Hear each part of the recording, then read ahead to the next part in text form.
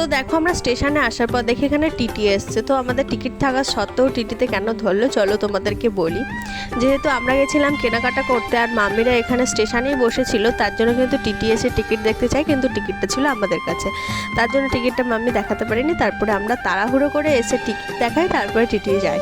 তারপরে দেখো আমরা সবাই কিন্তু ভালোভাবে ট্রেনে উঠে গেছি।